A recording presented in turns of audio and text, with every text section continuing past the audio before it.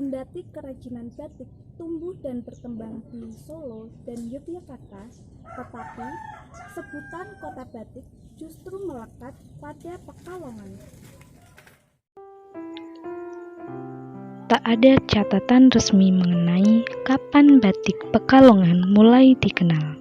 Namun diperkirakan muncul tahun 1800-an dan mengalami perkembangan pesat setelah Perang Jawa atau Perang Diponegoro. Perang memaksa keluarga keraton beserta pengikut-pengikutnya meninggalkan lingkungan kerajaan dan menyebar ke daerah-daerah di sebelah timur dan barat. Mereka ikut mengembangkan batik yang sebelumnya sudah ada di Pekalongan. Masyarakat Kota Pekalongan yang terletak di bagian barat Provinsi Jawa Tengah tidak bisa terlepas dari batik. Industri batik Pekalongan bertopang pada ratusan industri rumahan yang membuat batik secara tradisional. Hingga kini, Pekalongan adalah penghasil batik terbesar di Indonesia. Hal ini didukung dengan keberadaan Pasar Grosir Setono yang didirikan tahun 1941.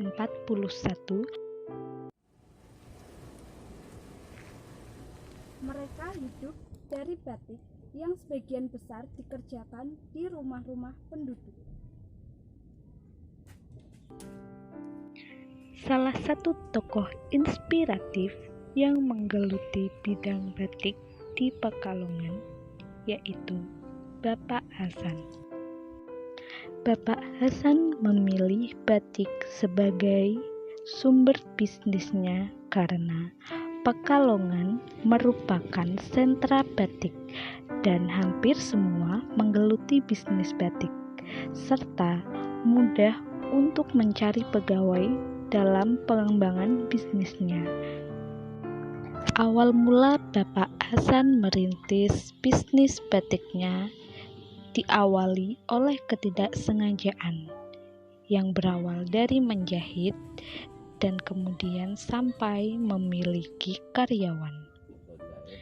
Permintaan yang semakin meningkat hingga kini memaksa Bapak Hasan untuk membuka keahlian batik baru yang belum dimilikinya seperti sablon. Seperti orang yang berjalan, tidak akan selalu berjalan dengan lurus. Begitu juga yang dialami oleh usaha batik Bapak Hasan. Terkadang ada barang yang salah model atau cacat sehingga menyebabkan beberapa kerugian.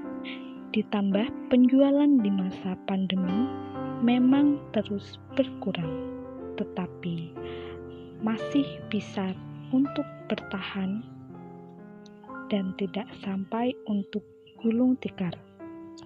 Prinsip yang dilakukan oleh Bapak Hasan yaitu mengikuti model yang sedang tren saat ini.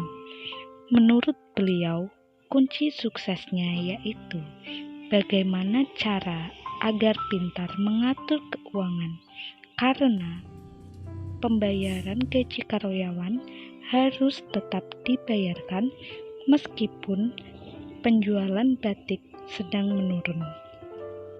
Resepnya harus tetap bersyukur dan bahagia agar tidak stres sehingga memperburuk kinerja dalam bisnisnya.